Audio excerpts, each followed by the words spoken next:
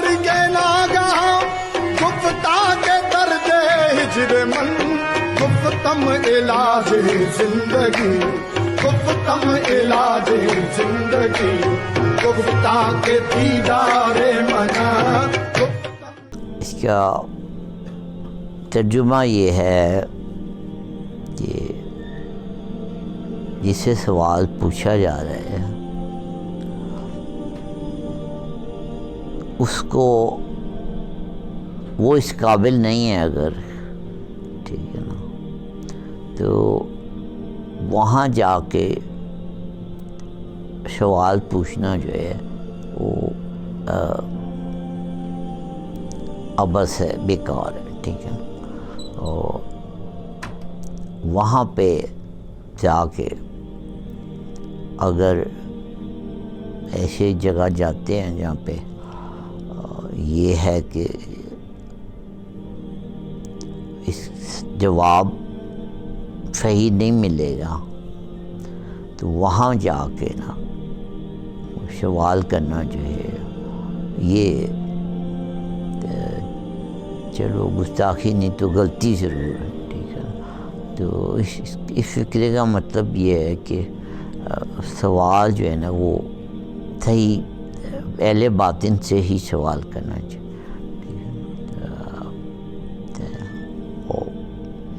مزید آسان کر کے یہ ہے کہ سوال کرنا ہی ہے تو کسی سخی سے کرنا چاہیے.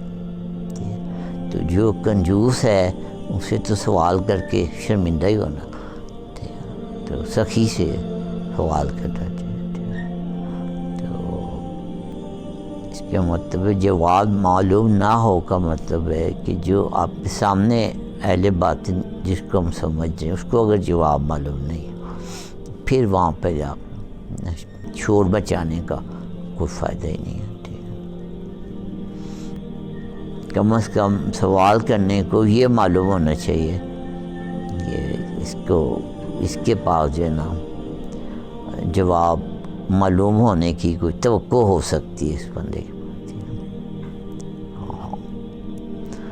یہاں تک ہے حدیث مبارکہ بابا حضور نے بیان فرمائی کہ اگر مانگنا پڑ جائے کبھی تو قرضہ یا ویسے کچھ تو کسی خوبصورت آدمی سے مانگ. یہ باقاعدہ حدیث شریف کہ اگر قرضہ مانگنا پڑ جائے تو خوبصورت انسان سے مانگ، کیونکہ وہ اور اس کی تشریح یہ ہے کہ وہ اگر انکار بھی کرے گا وہ بڑے خوبصورت انداز میں کرے گا. چلو سوال تو کر لیا، سوال پورا نہیں ہوا تو کم از کم سوال کرنے کے بہانے ایک خوبصورت چہرہ تو دیکھ لیا نا. تو سوال جو ہے نا ایسے بندے سے کیا جائے کہ جس سے امید ہو کہ اس کو یہ کچھ جواب جو ہے نا یہ غلط نہیں دے گا، ٹھیک ہے.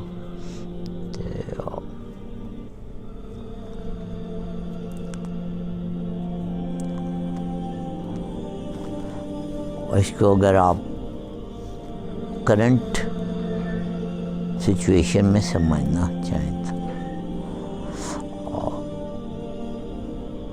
وہ بہت سی میٹنگ ایسی ہوتی ہیں جس میں جو شرکاء ہیں ان کو سوال لکھ کے دے دیا جاتا اور جو جواب دینے والا ہے اس کو بھی جواب لکھ کے دے دیا.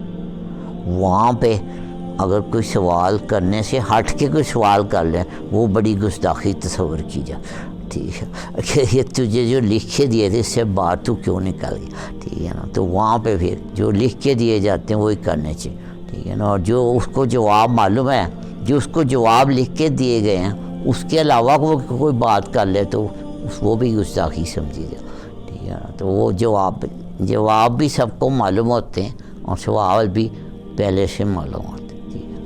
تو یہ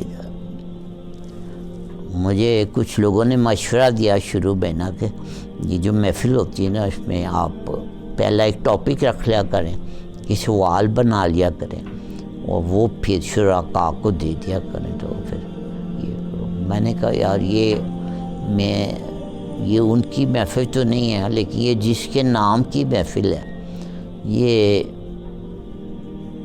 پھر اس کی شان میں نا یہ گستاخی ہو جائے گی کہ جو نا ہم یہ کام کریں، ٹھیک ہے نا. وہ ہم تو نہیں رکھتے، لیکن جن کے نام کی محفل ہے وہاں پہ یہ نہیں ہوتا تھا. وہاں پہ تو ایٹرینڈم میں اجازت ہوتی تھی، بات پہلے سے جو ہے نا نہیں بتائے جاتے.